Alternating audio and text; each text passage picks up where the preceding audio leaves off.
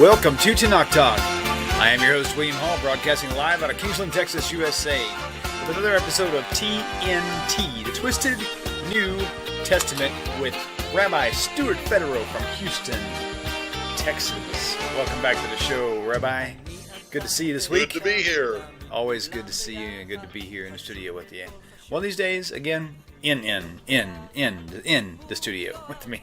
Yes, I know. I was thought we were going to be able to do that this month, but we weren't able to do it. Yeah, we'll get here soon, though. It's definitely fun whenever we're sitting side by side.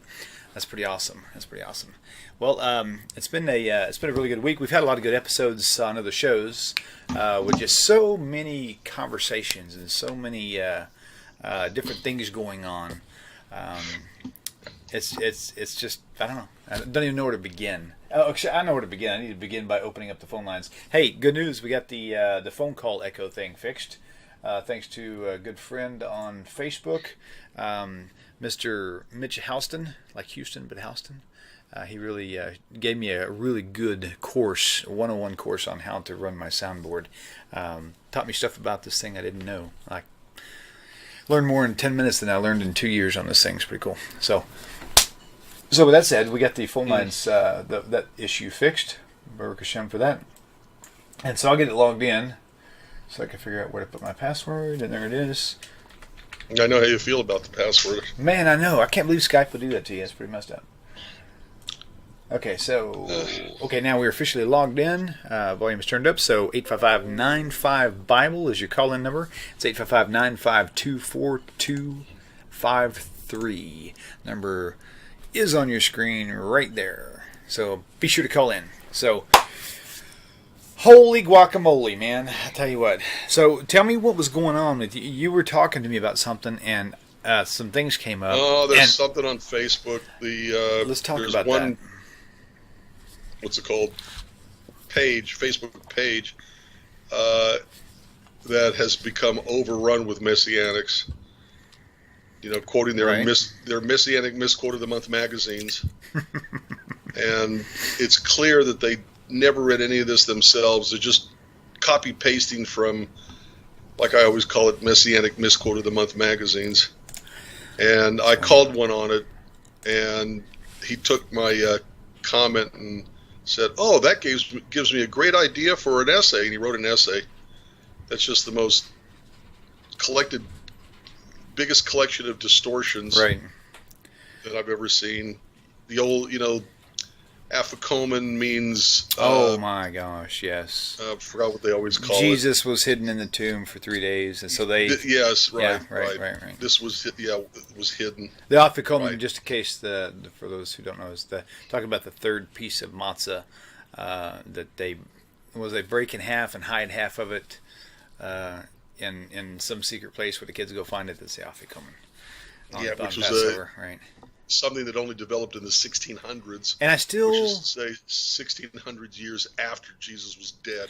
Oh, no, right. And I'm still amazed. I mean, the whole idea that they would attach Jesus in something that had nothing to do with sin, and that's the one thing they base their entire doctrine, their entire belief system on, is him dying for their sins on the cross, on Passover/Easter. I hate to blend those two, but that's how they view it.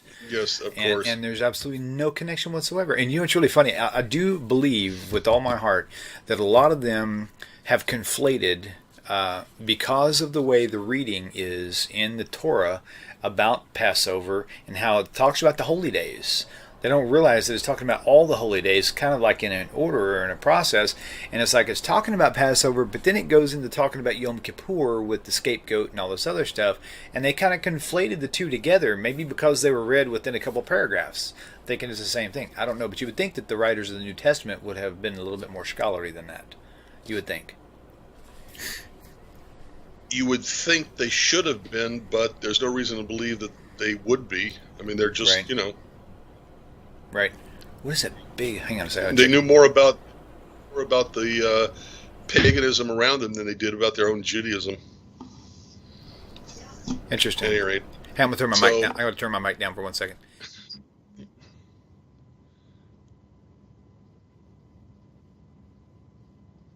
I can see you if that means anything.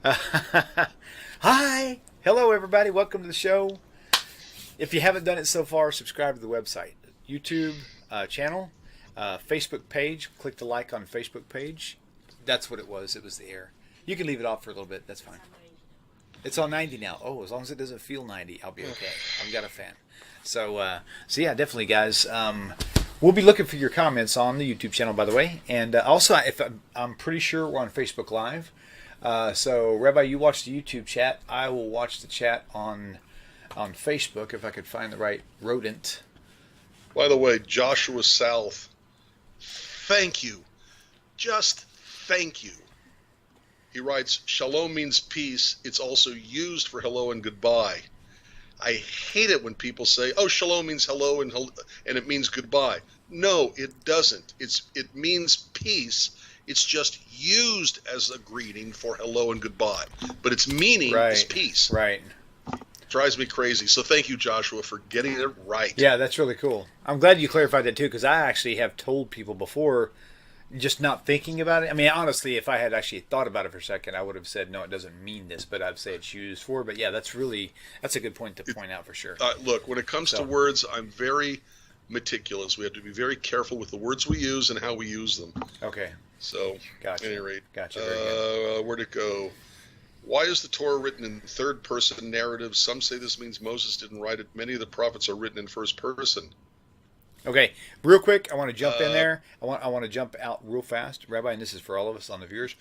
This show is dedicated to New Testament topics. We need to, if we can, try to keep it there as best we can. That's the whole purpose of the show. So, if you got any New Testament questions, that's the whole idea we wanted to approach. With that said, Rabbi, go ahead and answer his question. Well, because I'm not sure where he's talking about, because third person. A lot of it is third person, some of it is first person. Okay. God goes back and forth between first person and third person. I, you, he. Third person. Right. So it varies all over the place, but there are reasons for every one of those. So I'm not sure I accept the idea that it's always written in the third person, or that using the third person would mean that Moses didn't write it. Right, gotcha. Let me edit that to say Moses didn't write it down. Remind me later. Yep. Meaning that it is ultimately from God. So, at any rate. Gotcha. I hope nobody is called. And then there are parts of the prophets that are also third person too. So it goes back and forth all over the place. So point being, it's really kind of irrelevant that it would be or wouldn't be, I guess, for the most part. Okay, so let's get back onto the issue that you were talking about. This guy. So people from time, you know what it reminds me? It reminds me of the media. My wife said she saw something on the news the other day. It was actually on The View, that show The View with Whoopi Goldberg and her. I'll just say friends. I want to keep myself out of harm's way. And she said that they were talking about how something about how Donald Trump and Ivanka Trump wasn't getting along, and they showed this little 3-second clip of them holding hands, and then her pulling her hand away real fast away from him, and then they cut the clip right there. But then Chris saw the whole scene on a different news clip thing, and she had pulled her hand away to actually scratch her nose, and then she reached down and grabbed his hand again. But see, they didn't show you that. They only showed you the part where they wanted to prove their point, even though it was a complete fabrication of context. Of course. So that's kind of what you dealt with this character. And that's why I don't watch The View, because it was just so yellow journalism and distortion. Right. So I just couldn't watch it anymore. Gotcha. But this is typical messianic distortion of the Hebrew scriptures and the rabbinic writings, and he said, because of my comment back to him correcting some of the things he said, you gave me a great idea for an essay, and I knew what he was going to come back with, and of course I was right. And my response to him was, I'm honored to be the inspiration for something that when it's read by somebody who knows God, knows the Tanakh, and knows rabbinic writings will know this and its author for exactly what they are. Yeah. Wow. Guys, if y'all don't call in with let's the question, see. we're going to start talking about something that y'all are going to be bored with. So get that phone ringing. 855-95 All right, Bible. wait a Call minute. and say hi. Oh, yeah, but whatever. yes, let them call. Pardon me. RB asks, anyone can tell me if it's important to get a rabbi official confirmation to be a believer of Torah. I am a former Christian. I'm not sure what he means by believer of Torah, because Are you looking at in YouTube some chat? ways, I'm looking at the chat. Okay, let's see. Oh yeah, anyone tell me? Okay, and Oh no! I know what he's asking. I think. No, official you do not. confirmation. You do not have to have a rabbi sign anything or confirm that you are B'nai Noach or that you're not a Christian. You don't have to have something validified through that. You just have to walk out the Torah as your current status. You don't need that. Now, if you were calling yourself a Jew, that would be different. You do have to have a conversion to be. If you're going around telling people you're Jewish, that's a whole different story. But if you're not Jewish and you're just simply you're not into idolatry anymore, no, you don't have to have anything like that. Just study and just keep serving Hashem the best you can, and that's all you need, man. That's all you need. So. Of the day, it seems the New Testament reference. Luke 4:16. Okay, I like that. Courtney, what's up, girl? Let's go there. Luke 4:16, the Sabbath day's journey. There's most people would argue, not Courtney, of course, but other people, many Christians and whatever would argue that there's that the oral Torah is completely a sham, that it's completely blah blah blah blah blah blah blah blah. But there's evidence in the New Testament where the oral Torah not only was existed, but it was highly reflected upon. In fact, so much to the point they didn't even comment on it. I mean, if I told you something about our house and I mentioned something that was a strange statement, you would ask me to clarify, and I would have to clarify what I meant. But they didn't actually clarify, which means they all kind of knew what they were talking about. So it was common practice that they exercise the oral Torah. So Sabbath day's journey, you can only walk a certain distance on the Sabbath day, and so that's a really good one. Luke 4:16. And thank you, Courtney, because I actually had forgotten where that was. Now I have a memory note, so I'll put it up on screen for us. Wait a minute. Where in Luke 4:16 says you can't do the walking? No, and it should just simply say Sabbath day's journey, unless I misread. No, Luke 4:16 is right. Oh, that's the reference to Haftarah. Never mind. That's a reference she said. And he came to Nazareth where he had been brought up, and as his custom was, he went into the synagogue on the Sabbath day and stood up to read, and they read from the prophet. In other words, it's talking about the Haftarah. She's right, but just the wrong address. Let me see if I can find the right address. I know what she's talking about. No, I'm talking about the Sabbath day's journey. That is, she's saying that's not the right address for that, and that's what I'm going to look for right now. Sabbath. She probably did a search on Sabbath day because it uses the term Sabbath day. It does not say Sabbath day's journey, just Sabbath day. Okay, Sabbath day's journey. There we go, and that is going to be. Come on, you Google dude.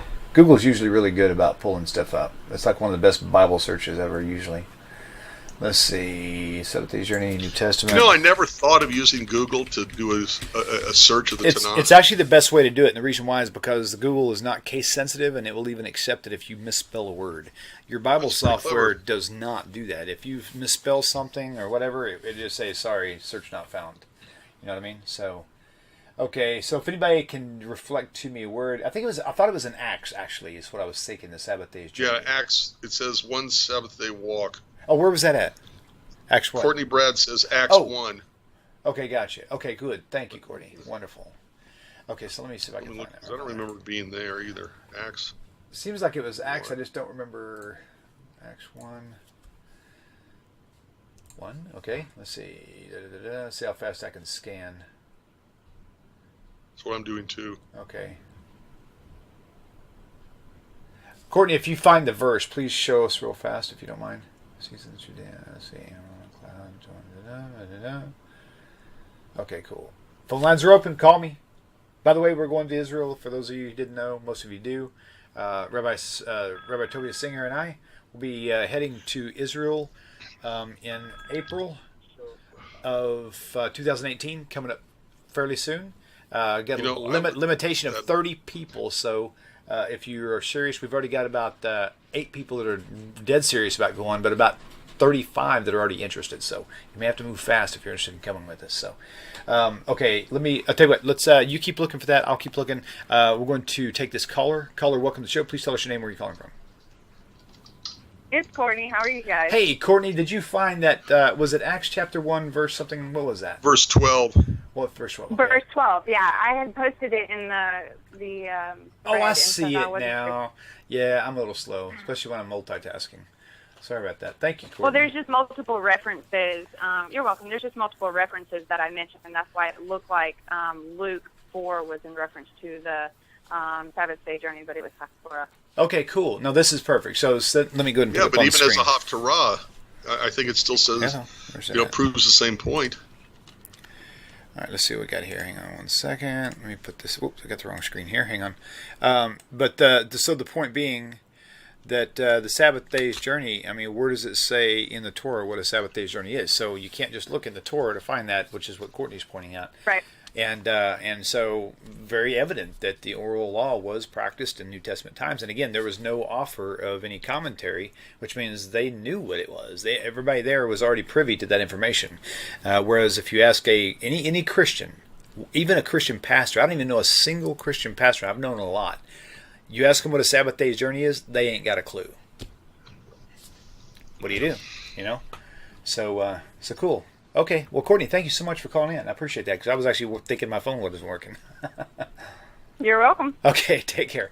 Bye. Bye. Nice talking with you. Oh, cool. She's awesome. Okay, she is a messianic friend, but she's definitely not mainstream. She's like, she has, in my opinion, a much more honest and respectable view of it. And she's a good friend because me and her both know that we don't agree theologically, but we really find appreciation in our friendship, and that's what I like. I like people I can get along with, even if we don't have the same views. So, with that, you and I don't have the same views, and we get along. I know. See, I think you should be right here, right now, and you're in Houston, and I don't appreciate that. I know. I had to take my cousin to the hospital for a medical test, so I understand. It went beautifully, and so thank God. But I will survive.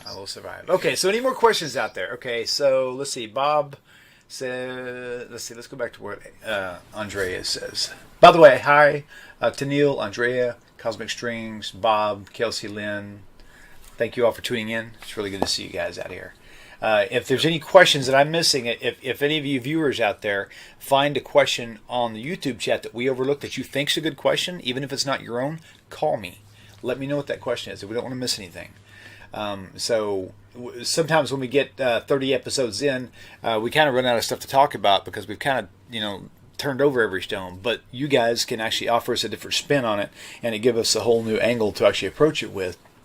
And that's what we want to do. We want to keep covering all angles. So, all right, let's see. What is that? What is the honey flavored? Okay, here we go. What does the honey flavored scroll represent mentioned in Revelation? This seems to be a copy of an event that happened with the prophets in Tanakh. Interesting. Okay, so Revelation, Cosmic Strings, give me a verse reference, please. Meanwhile, I'll look it up. If we can find it, then you won't have to. We'll figure it. So I'm just going to type in. What's he looking for? He said something in Revelation. It says something about a honey-flavored scroll. And it looks like... Wait a minute, Are you already aware of what he's talking about?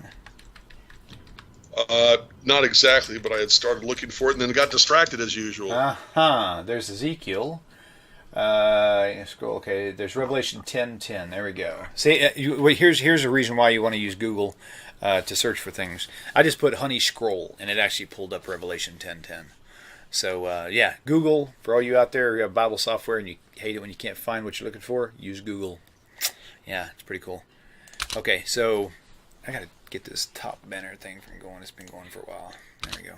Okay, so Revelation 10:10. Let me just go there and I'll put it up on your screen for you for all those who do not have a Bible close at hand.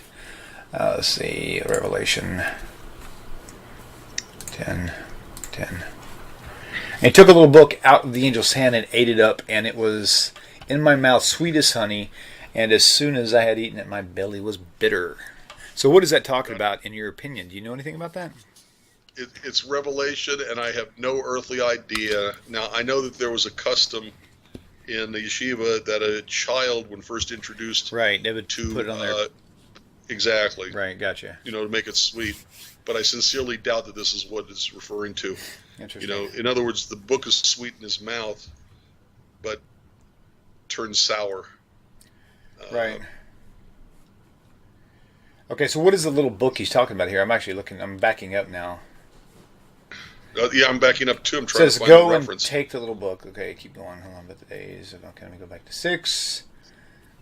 I've got you on screen still, so that's good. And why would you eat a book? I'm sure it's metaphor. It's symbolic, prophetically symbolic. Yeah. Okay, so. I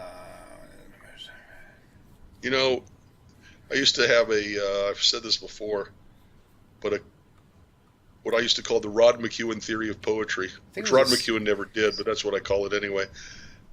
And where you take a whole bunch of words, put them together, and somebody somewhere will find great meaning in it. Okay. Because we never underestimate the power of the human brain to interpret anything in any way, shape, or form. And so when the Book of Revelation, uses these, it just reminds me of the same thing. What book? Doesn't say what book. You could make it the Book of Life. You could make it a horror novel. You could, make it a book mistranslated from the Russian. It could be anything. Right. So I'm sure that. Okay. Oh, I don't have them on this computer. It's the one at the house, at the synagogue. But there are commentaries that might give you an interesting idea on what that is supposed to be. Okay, so so Ezekiel 3:3 was pointed out by Hallelujah. Said basically, let me put it back on screen. I don't have to read as much. Okay, so moreover, he said unto me, Son of man, eat that thou findest to eat this roll, and go and speak unto the house of Israel. So I opened my mouth, and he caused me to eat that roll, not scroll, roll. That's interesting. Right, well, that could be a translation thing. Depends. Right. But that could also be a how we get God's word into us image. Yeah, that's we eat true. it, like vision. and it tells the prophet what he's supposed to say. Right on. Who knows? Yep. Very good. Okay. Very, very good. All right. So as we were talking earlier about the whole Easter Passover thing, Right. For me, I spent a lot of time in my second year, not the third year when I finally left the New Testament belief system, but in the second year, I spent a lot of time trying to figure out who the scapegoat was. Because they, in the New Testament where they had Jesus they was going to say, well, we'll let Jesus go, or we'll let Barabbas go, which was a murderer or a thief or whatever he was. And so the conversation was, well, he was the scapegoat. Well, scapegoat has nothing to do with Passover. I mean, that has to do with Yom Kippur. And so, which is when I first realized that they were conflating the two holy days, even though they're 6 months apart. They're on opposite ends of the calendar. It's not like they were like back to back and you could have accidentally misunderstood them. They literally are on opposite ends of the calendar. So there's no connection there. It's really interesting. Okay. By the way, yes. Somebody talks about the Book of Revelation sounds a lot like Ezekiel, right, something. Long time ago, I read a master's thesis that took the Book of Revelation, the Book of Daniel, Ezekiel. Actually, Daniel is what I was thinking of, not Ezekiel. Sorry, with Revelation. No, Daniel, Ezekiel, and one more, and shows that you take various narrations, narratives, and concepts from these three, but I wish I could remember the third one, book, and that's how you wind up with the Book of Revelation. That it really is a copy-paste and reinterpretation of the images in those three books. Interesting. Daniel, Ezekiel, and I can't remember. It's a very interesting thesis, though. Right. Interesting. Let's see. Okay. Let's see. Did the phone ring? I thought the phone rang. Nope. No ringers. We're waiting for a phone call. Okay, so tell me, this week's Torah Parsha is not. I just got to say not to talk about Torah Parsha, but I'm actually going to connect it with the New Testament. I've heard people try to connect the New Testament with Korach and the situation. No, not Korach. Right. Yeah, was it Korach? Both of them, Korach and Phinehas, because Korach died. You can call it bloodshed. Phinehas, speared the two idolaters, the two adulterers to the ground, bloodshed, Right. salvation, whatever you want to call it, and they try to connect all of these things to saying, see, Yeah, anybody God who does dies. use, right? Yeah, exactly. Yes. That's the connection. Anybody who dies, that's a good point. Forget the word blood, but anybody who dies, and all of a sudden atonement has been has taken place. So, what Right. would be your advisement about that whole concept? Well, first of all, they're having sex in the middle of the community, In front of the Beit HaMikdash, right? a violation of a whole lot of things, not to mention good taste. Okay, You think? and as long as funny. something is an affront to God, God is going to get angry about it. And when Pinchas,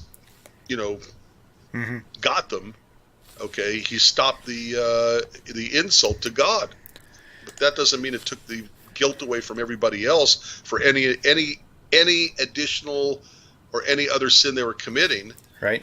It had nothing to do with everybody else's sin. It had to do with doing a sin right in the middle of the sanctuary. I need to write this down because you're making me think of questions I want to ask you. So It doesn't mean I'll know the answer. that's all right. I'm sure we'll figure it out. But the idea is that this is an affront to God. You stop the affront. Right. So God is going to get mad. He's going to get after everybody for letting it happen. And until Pinchas does something about it, Okay. God is getting angrier and angrier and angrier. And then when Pinchas does something about it, God's anger stops because what was an affront to God is no longer happening. Logical, simple, easy to understand. Literally what the text says, and you don't. And to make the leap of faith, no pun intended, Right. that this was somehow taking away everybody else's guilt or everybody else's sin for everything that ever happened above and beyond this is nonsense. Jacob It's Daniel. I wished I could reach through there Yes. and just give you a high five, dude. That just like summed up the entire Tanakh in one idea. Because you connect this. Okay, Jacob Daniel says, was it? Where'd he go? It's scrolling. Was it their death, or was it the killing action that atoned? And so the answer the point is is nothing atoned no, for anything. no. But the point he's making is, what was the thing that made a change? And it wasn't them dying. It was the fact that he went through that action. It's like Passover. I have no problem. I have no problem with saying it was their death. Right, but my point But is, it's not really the death. It's think the fact about, think about the Passover lamb. What was it that saved the firstborn male of the home? Was it the death of the lamb, or was it their action of slaughtering that which was an Egyptian god, not a godly god? It was and slaughtering a idolatrous pagan god. Okay, in Right. front of the Egyptians. That's the point But it that didn't- Jacob is making. It's the slaughtering Okay, of it that all right. did it, not it dying, but the fact that they slaughtered it. And so Right. Well, that could be true because right. until they acted, God was getting mad and angry. Right. There you go. Beautiful, beautiful. Okay, let's take this caller. Caller, welcome to the show. Please tell me your name and where you're calling from.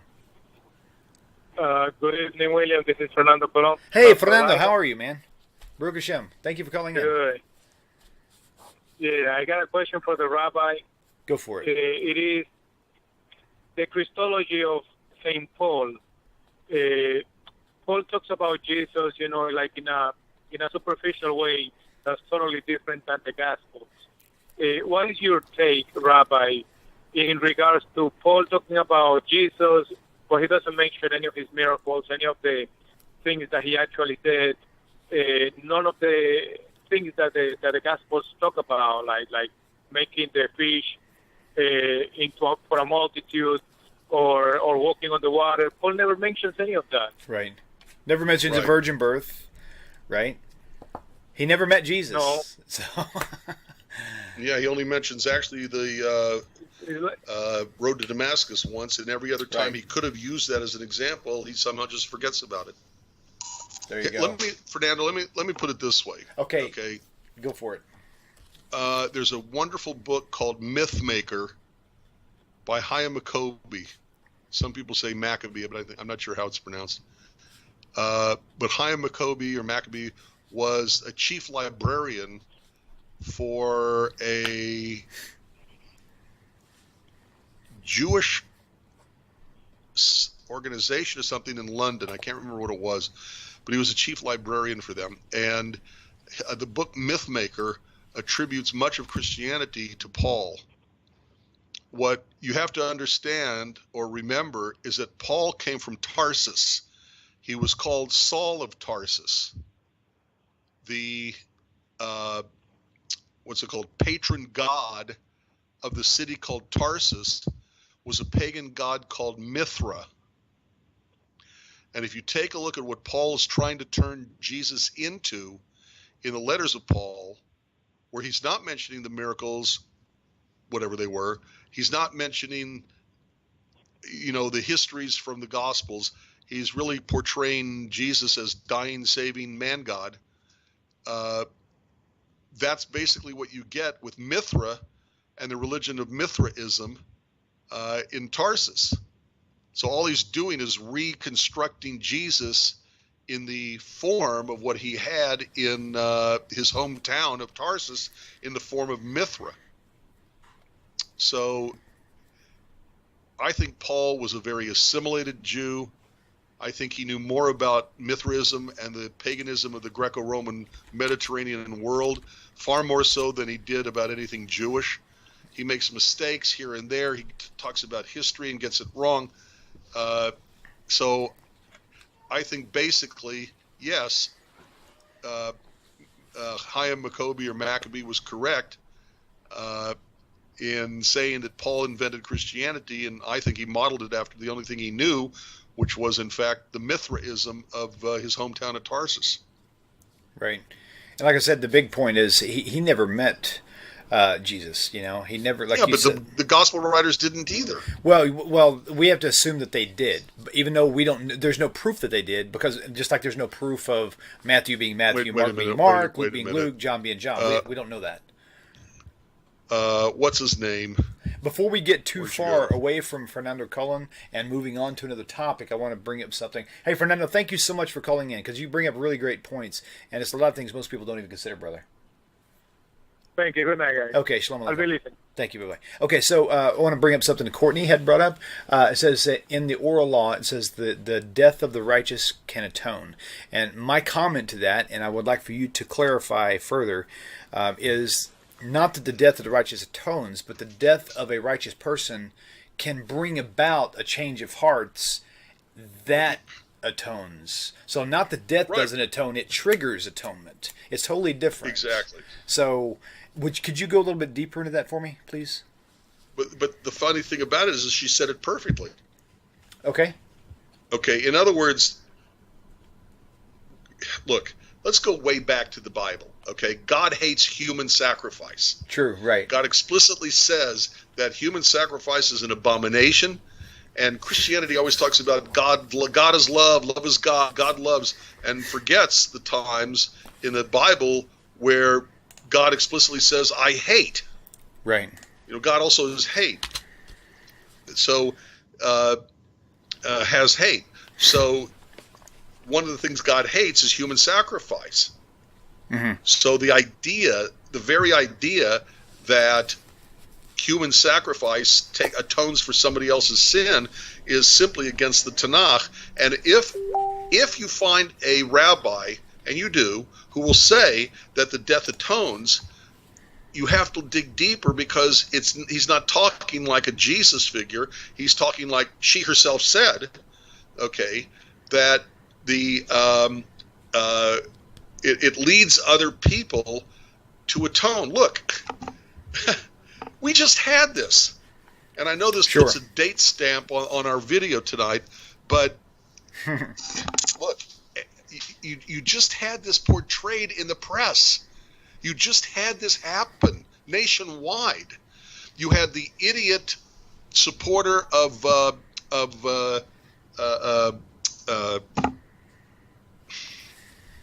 I'm so bad with names.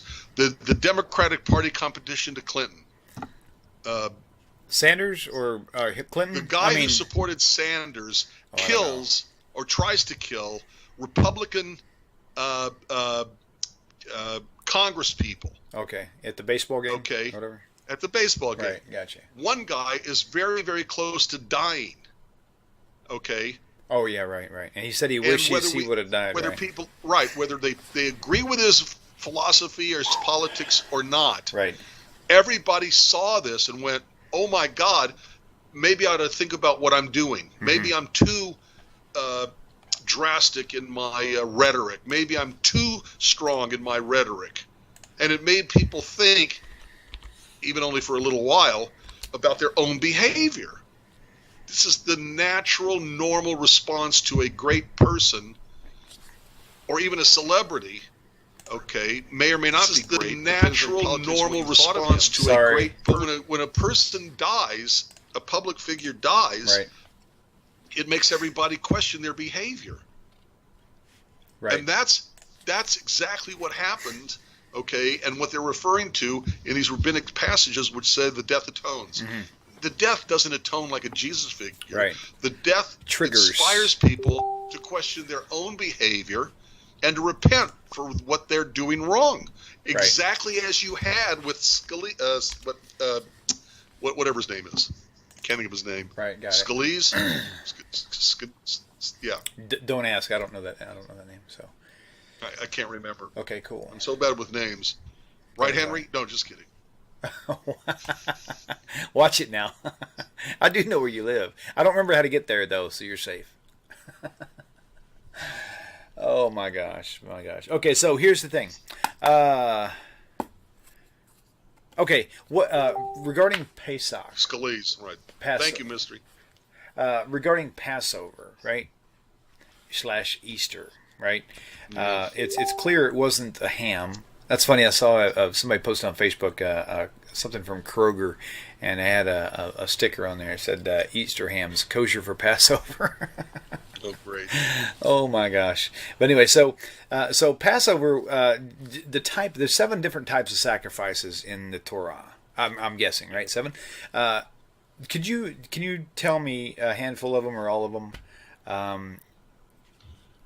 Okay, let's see. There's the whole burnt offering. Let me tell you where we're going. There's the Thanksgiving offering. There is the elevation offering. Yeah, but the elevation offering usually means it's Olah, whatever. Like it's burnt up, right? Okay, gotcha. My point is, what type of offering was the Pesach? It wasn't a free will offering or something like that, right? You could call it a free will offering, but it wasn't any kind of those offerings. Explain. It was a commandment to the people as a people. The first time that as a people unified together instead of random individuals who were descended from the same family, Abraham, Isaac, and Jacob, it's the first time a commandment was given to the people as a people. Okay, and it was for the specific purpose of showing that, yes, we will in fact obey God. Okay, and the obedience, why was it special? Okay, they rest on the Sabbath, they're obeying God. Why was this a special commandment to them? Explicitly for this purpose. Because, as we've said repeatedly here and other places, William, the Egyptians worshiped the lamb. It was a symbol of their god. Right. And the Jews were taking their symbol and slaughtering it right in front of them, thumbing their noses and saying, this is a false god, it's not a real god, and we will kill it, and it's powerless to do anything about it. Would you tell me where to find that again? I know it had to do with, it says, surely if we, slaughter these animals. Couple of places. Exodus 16 or something? There's a couple of places. No. Go back to Genesis. Yeah. I'm sorry, Genesis. Yeah. Let's say 39, 40. 41, 35. 40 somewhere. I can't remember. Let's go to. Let's do 41 one and see what hames. Okay, then no, 4 not years. 49. That's too okay, low. no, it's actually probably like 44. I'm guessing because 41 is talking about Pharaoh's dream. All right, let me go here again. Right, The reason why I want to 46. Thank you. It's the end of 46. Okay, so my issue that I had, because I heard this story before. And all the men are shepherd, for their trade has been to feed cat here. Okay. Joseph said to, this is 46:31, and Joseph said to his brothers and unto his father's house, I will go up and show Pharaoh and say to him, my brothers and my father's house, who are in the land of Canaan, have come unto me. And the men are shepherds, for their trade has been to feed cattle. And they have brought their flocks and their herds and all that they have. And it shall come to pass when Pharaoh calls you and says to you, what is your occupation?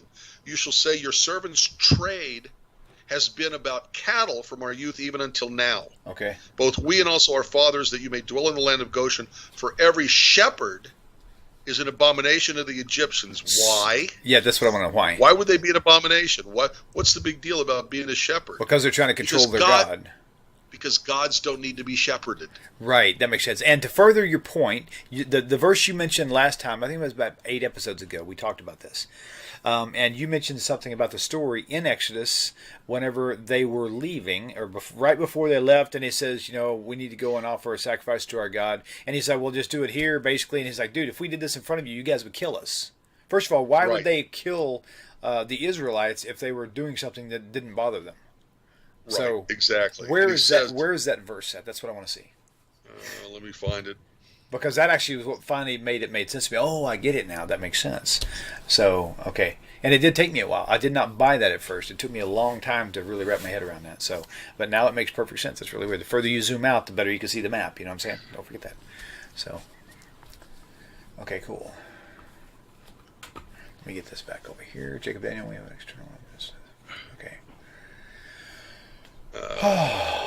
Peace offering. Thank you. Yeah. So yeah. Thank you. That's right. It was a peace offering. So the Passover sacrifice was a peace offering. My friend Lon had told me this before, but I forgot. But the thing is, it wasn't. It wasn't a sin offering though. That's the whole point.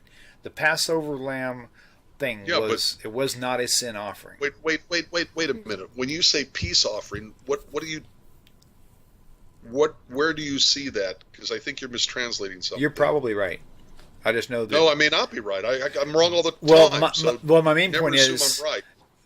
I guess the point is, okay, out of all the 7 offerings, the one thing we know Passover was a sin offering. Correct? Right, absolutely. That's the only point I was making. So stay on track with what we're on, because this is good too. I want to find that Exodus verse where it says, the storyline will tell you, based on its context, that by killing the lamb goat in front of the Egyptians, they would actually kill you for that. So why would they do that? It's because you're slaughtering their God. That's why they would do that. So that's what's really important. So that's what we're trying to find out right now. Okay, cool. 42 minutes. Okay. While you're looking that up, I'm going to plug you. For you people who do not know. Not with a gun, I hope. Okay, so I'm going to put your little banner back up on screen for a second, because that's the only place I have the ad currently, I think. Let me see if I've got it somewhere else. Hang on. Nope, that's not it. That's not it. It's not there. Okay, so I'm going to put this one up there. Okay, so on your screen now you'll see a little round circle, Judaism and Christianity, a Contrast. It's a book Rabbi Federow has written. It is a super compact book, very easy to read, thin, small. It's smaller than your typical hardcover. It's about a half-inch thick, fully loaded with all the problems in theological belief between Judaism and Christianity. You'll also find, you can find this book, whatjewsbelieve.org, as well as his app for your iPhone and Android, Jewish Mission Control, and it's really cool. A lot of you've seen this before. You've got all these little short, quick, like claims of Christianity. You click on it, and it automatically projects you to an an actual very well described answer as to why there's such a contrast between Judaism and Christianity at this point. So at the website, you can get the book at Amazon.com or at whatjewsbelieve.org. Okay, so if you don't have the book, you should buy like 10 of them. I've got 10, but not because I bought them. He's a nice guy. He just kind of tossed me a handful of them. And I've already given away like 9 of them. So, Rabbi, I need more books. I'll buy the rest of them for you, though. So, okay, cool. So, we are Exodus 8. I know you're going to ask me if I found it yet. And I can't Exodus find it. 8:25. Thank you, I was J. just about there. I Ariella was 7. Tikva Casey. Bless you, girl. Thank you, You're sweet quick. sister. It wasn't me. It was on YouTube chat. Ariella Casey. Exodus 8:26. I'll pull it up here. All right. Rashid Shemot. Right. 8:20. By the way, you have to be careful with this too. By the way, it says, Moses said, it's not good for us to do so, for we shall sacrifice the abomination of the Egyptians to the Lord our God. What's the right? Lo, we shall Why is that called abomination of the Egyptians then? Because to the Jews it's an abomination. Whoa. Okay, wait. Let me reread this. Hold on.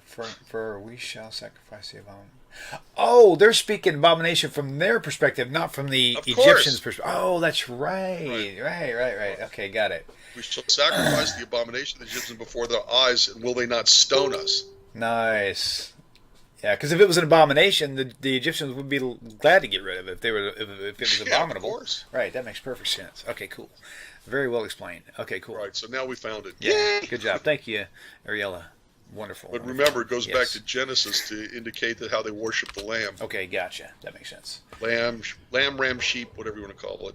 What is Herodotus Histories 242? What is that from? That's Jacob Do Daniel. Jacob Daniel brought up the histories. Herodotus Histories 242. Yeah. What is that? I don't know what that means. I'll find out. Let me Google it. Let's see what Rabbi Google says. J. Messi or Mesi, I'm not sure how to pronounce his name. The lamb was an Egyptian god, yes. Remember that every single one of the 10 plagues was an attack by God, not against the Egyptians, but against the Egyptian gods. And it explicitly says so in the Torah. So every single, as a matter of fact, somewhere I have a file that shows the plague and the name of the Egyptian god and what that Egyptian god was supposed to be doing and why it was an attack on that Egyptian god. So, for example, obviously they worshiped the Nile, and Moses struck the Nile and made it bleed. Okay? Right. There was plenty of gods of the harvest. So when the locusts eat the harvest, okay, they eat the plants, that's an attack on the god who's supposed to protect the harvest, on behalf of the Egyptians who needed to eat. Interesting. So, and then who else did they worship? They worshiped they worshiped the Pharaoh as a god. So the 10th plague, when it explicitly says that the plague goes up to the firstborn of Pharaoh, it's not only an attack on the next god, who would be Pharaoh's son, okay, it's also an attack on the priests, because the firstborn of the people became the priests who would help in the worship of their new Pharaoh. And Jay Messi, to answer your question, so JC is a pagan god. If Christians and Messianics want to say that Jesus/Yeshua was their Passover lamb, then yes, what they're saying is Jesus/Yeshua was the pagan god of the Egyptians that God told the Israelites to kill. That's exactly correct. That's exactly here correct. we have a translation problem with shlemim. Where are you reading from? What verse are you? Anti-missionary, Maimonides Avodah Maaseh HaKorbanot, okay. Chapter 1 Halakha 4. Passover sacrifice is considered a peace offering shlemim. Shlemim means complete. Shalom does not only mean peace; it means complete. Actually, it means complete. Shalom is like not even a primary meaning. So, so complete. Okay, so but contextually, in other words, the entire thing had to be consumed. Okay. Remember that? Okay, gotcha. So if I'm getting this correctly, if my memory serves me right, and my memory's not so good. Right. Okay. Mine either. When it refers to a shlemim, it means it's either completely burnt up, whole burnt offering, completely consumed, either by the fire or by the person. And I don't think peace offering like, now we're going to have peace because we're making this offering. I think it's in the other meaning of the word shalom, which means a complete refuah shlema, complete recovery. Right. Yeah.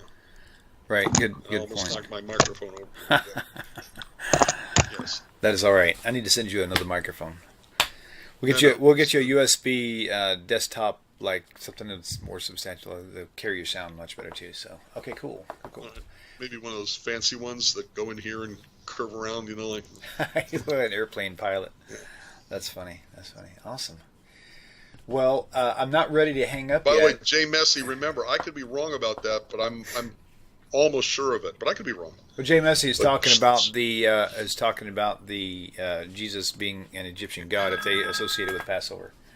No, yeah, but I could be wrong about the idea of shleimim.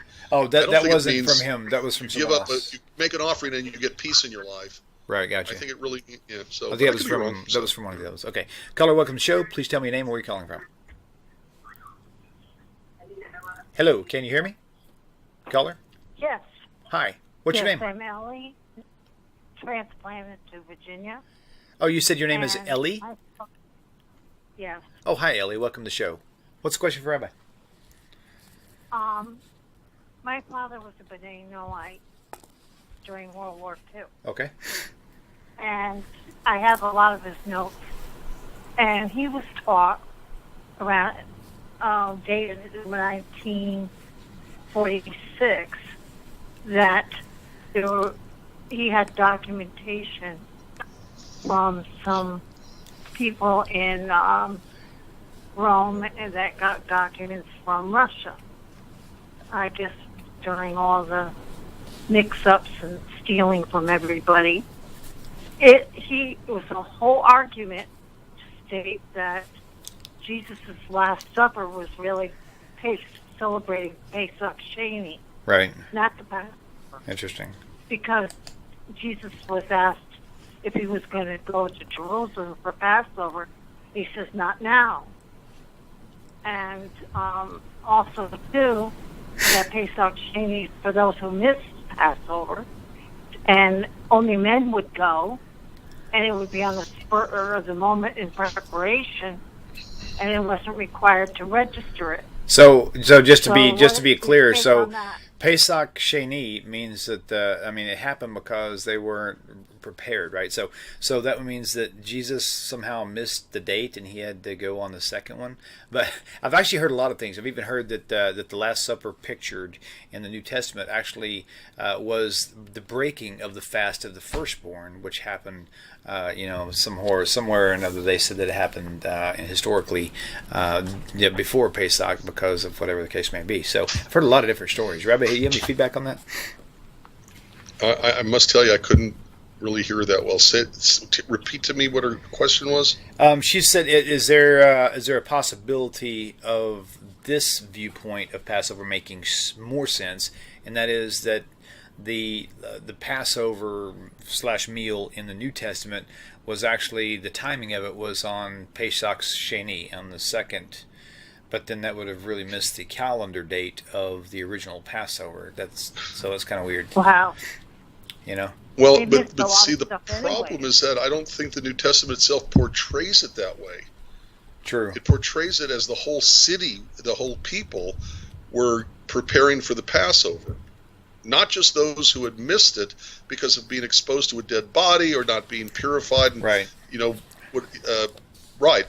So I just not clear because the New Testament doesn't portray it as Pesach Sheni. It Well, portrays it as Passover.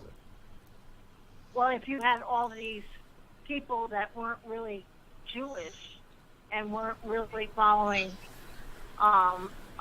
they were writing it down as non-Jews, they would not know too much about Pesach Sheni and would assume that it was a Passover. I mean, it would be, you look at the meal time, only men were there. There was no women, Right, no family at the dinner. There was I'm not saying it's not possible, but you're doing an awful lot of ifs. Yeah, it's really extrapolating like Okay. way beyond the text allows to pull that out. Which is possible, I have- William. I'm not saying it isn't possible. I'm just saying it's highly unlikely. Right. Because But you only had men even if the show up. authors themselves were There's no not women. Jewish. I'm sorry, say it again? She said there was only men Yeah. present, there was no women present. It looked like there was actually a woman present actually in the picture, at least, that they paint of Well, that the... doesn't mean Yeah, much. but Yeah, I see what you're saying, though, but still. you know, That's still a and big stretch. the I mean- idea But my father had notes for Russian that was in Russian. that came from their libraries that were confiscated by Rome. And our country, when we liberated and went into the various areas at that period of time, were able to salvage documents that were probably would have been destroyed or hidden since. But he actually believed that Jesus was, when he said he wasn't going to Jerusalem to celebrate Passover, he was going to go later, that he really did go later. That the people that wrote the New Testament had no comprehension of the depths of Pesach Sheni and what it really meant, and why only men went. Right, but the biggest issue I have of that is that the whole point of the New Testament is to try to paint the Jesus of the New Testament, God or God's equivalent Son, shared partnership, whatever the case may be, and the Savior to the Jewish people. Why would he miss the original Passover and skip it to Pesach Sheni?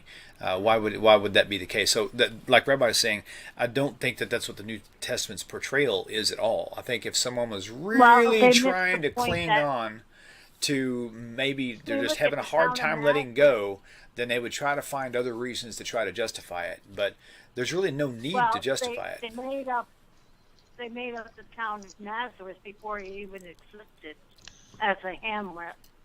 Two, he could have been a Nazareth. He could have been under a vow not to drink wine or cut his hair. Yeah, I've heard. Rabbi Singer's got a great elaboration in his books on that. So, and in fact, if some of the viewers, I read the rabbi's book. Yeah. And I just feel that with all the notes that I have from my father from the 40s, really elaborated on it, and only a few have discussed it since. Right. Well, here's the thing. If the New Testament was written in such deep code that only a fraction of 1% of all humanity could actually understand it, then they should have rewritten that to be a lot more clear. So just with that rule of thumb alone, chances of that being Pesach Sheni is probably like nothing at all. There's probably no chance. Because and would you have a reference for where Jesus says, "I'm not going to go now, I'm going to go later"? Let me look. That's in the New Testament, of course. Let me see. Right, I know. I'm trying to find it. Okay, give me a second. Let me go back here. I'm trying to find it now too. Okay. But there is a quote that he wasn't going to go to Jerusalem for Pesach. Okay, because the quotes that come to mind for me is that he says, "Passover's coming, let's go to Jerusalem." So I'm not.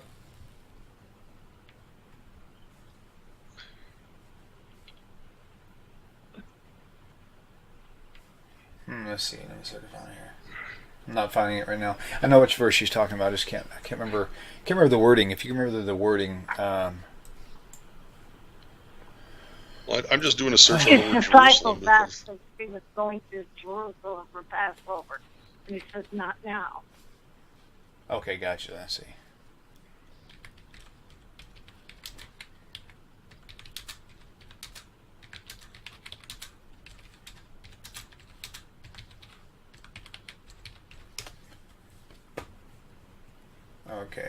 Okay, Acts 1, let's see, then he got around and asked. And the Jews' Passover was at hand, and Jesus went up to Jerusalem. Acts 1:6. What is that? Say it again? I just saw something in Acts 1:6, but that would not be. Let me see. 4, 5, 6. When they therefore were come together, they asked him, Lord, saying, "Wilt restore?" No, that's not the right one. Hang on. Okay, let's see. Matthew 16:21. No. Yeah, I can't find it. I will look at Matthew 16. All right, well, I don't want to spend too much time on it, but sure. Everything that I remember offhand, okay, is Jesus saying, it's time to Passover, let's go up to Jerusalem. Well, it was elaborated that he wasn't. So I'm trying to find it, and if I do, I will. John chapter definitely 2, email verse it to you 13, and the guys. Jews' Passover was at hand, and Jesus went up to Jerusalem. So if there's another one that says otherwise, then that's just another problem story that shows that the Gospels don't agree. I If don't know what that's they're the talking case. about anyways. The whole thing makes it very unreliable, and Right. I just wish I knew what you were referring to, that's all. Because Well, offhand, I I'll can't just have to think of it.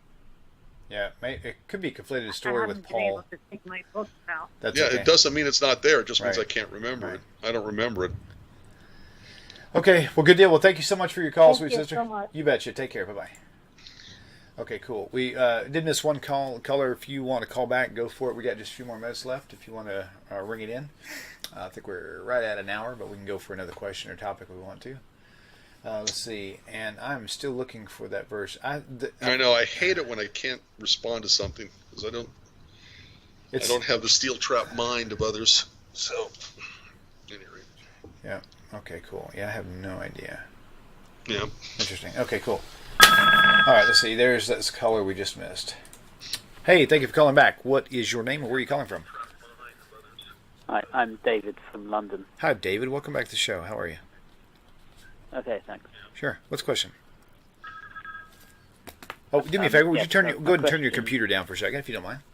Yeah, I've just done that, yep. Okay, thank you. Hi. Okay, thanks. So, yeah, my question is regarding Isaiah 53 and the violence thing, or not so much Isaiah 53, but so Jesus when he cleansed the temple of the money changers, and I think I've heard Rabbi Federow mention that when that there was a biblical mandate to change money in the temple. Yes. But I've checked. I think it's Deuteronomy chapter 14, verse 24 to 26, or around maybe verse 25. So Deuteronomy 14:25. Exactly. 14:24 and following. Okay. It seems to say, exchange your tithes for silver and take the silver and go to the place the Lord your God will choose. So doesn't That's that a mean really they good should point. choose it- But doesn't that mean that they should change it before they come to the temple, rather than, in which case it could No, still, no. there could Remember still that be they're in an a foreign argument. country. Think of them being in Damascus, okay? And they're not going to pick up a cow and bring it all the way to Jerusalem from Damascus. So what they do is they Right. take the cow and turn it into the local money, which is going to be Lebanese money. Then they're going to carry the money, okay, and it's bind up the money in your hand, go into the place which the Lord thy God shall choose, which is always a Deuteronomic reference to Jerusalem and the temple. And thou shalt bestow that money for what your soul lusts after, for ox and sheep. In other words, they're taking the money that they got from selling the cow in Lebanon, as an example, with Lebanese money. They wrap up the Lebanese money. Then they go to Jerusalem. They go to the temple, and whatever they want to eat. Remember something. Most of the sacrifices, the priests got their cut, pardon the pun, and then the rest of it was taken, the rest of the sacrifice was taken home for the festival meal. And so you buy what your soul lusts after, what you really want to eat. It's a holiday. It's you're supposed to have the best food. It's a feast for a reason. And so you trade your Damascus money into Israel money, and then you go buy what your soul wants, and then go sacrifice it and take the rest home and eat it and celebrate. I mean, according to this translation that I'm reading, I haven't looked at the full Hebrew yet, but it just says exchange your tithes for silver. So in which case it shouldn't really be local money. It should just be silver or something like that. Wait, where does it say that? Deuteronomy 14:25. Okay. Yeah, but the word kesef is silver, but in every language I can think of, the word kesef, the local language for the word silver is the same word they use for money. Right. Minted money. Okay. It's like a universal So- term. Right. Right. Right. So The point is, exchange your tithe is for, I'm yeah. sorry? thinking exchange your tithe for or exchange your tithe for money, and that could, it doesn't say sort of exchange it trust, because what you're if they were to exchange it in Damascus for Damascus money and then come to the temple and exchange it again, it doesn't really say that. It only talks about exchanging it once, which could just be why can't they exchange it for shekels straight away before they get to the temple? If you want to interpret it that way, go right ahead. But to me, it makes more sense to say Deuteronomy 14:25. Okay, if it's too far, to take your cow, turn the cow into money, take the money to the temple, change the money to the local money, buy what you want, what you were going to use, whatever, and then sacrifice it. To me, that makes much more sense. Okay. In other words, God is saying somewhere along the line, you got to have a money changer and you got to have people selling sacrifices to enable the person to do what Deuteronomy 14:24 and following is describing. Right. But if you want to see it your way, that's up to you. I don't care. Everybody's free to interpret any passage any way they want to.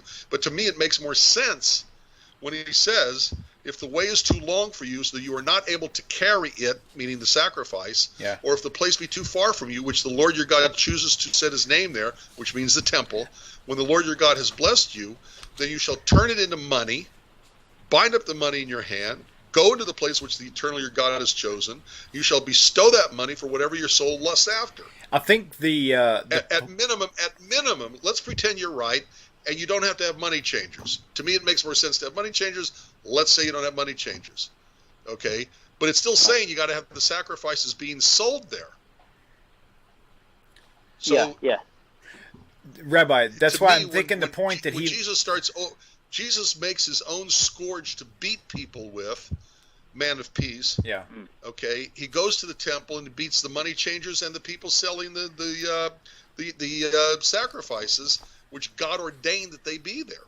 I think that's the whole point that he's making, is that in Matthew 21:12, it's showing that Jesus went in there, and it's giving all Christianity the view that they were buying and selling in the market, right there at the temple, and that was all evil. But it's actually commanded in the Torah for them to do, for this actually to be the place. Now, I think that maybe the point he's making is that it's a contradiction.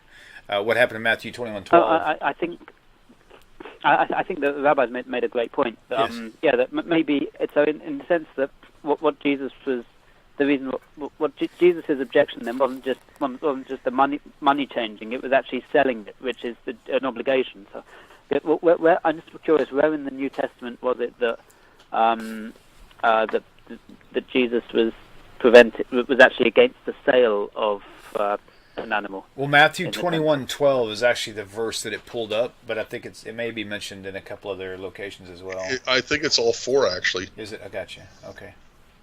Okay, because John 2:15, Matthew and John at least. I don't see it in Mark and Luke. And I think the John version has Jesus making his own scourge with which to beat people. Right. Okay, I'll check out. Okay, very good. Thank you for bringing that up. That's a good point. Yeah. Okay, thank you. Okay, shalom aleichem. Thanks, bye. All right. Wow, that's cool, man. Well, we're going to call that a wrap, Rabbi. We'll call you the rapping rabbi. I used to be the rabbi of rock, the rockin' rabbi. I used to do a lot with. I can't picture you with long hair as a way to teach Judaism. Oh yeah, that's funny. Mainly to high school students when I was a youth group advisor. I can't picture you with long hair. Back in my young days. I think it's great.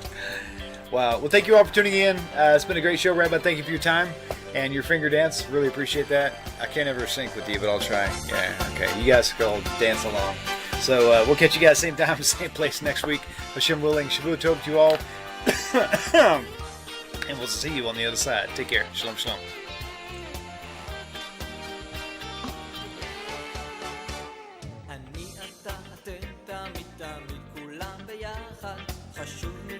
חשוב והכרחי להיות ביחד. איפוק זו העוצמה, ויתור זו הגדולה, השאיפה והכמיהה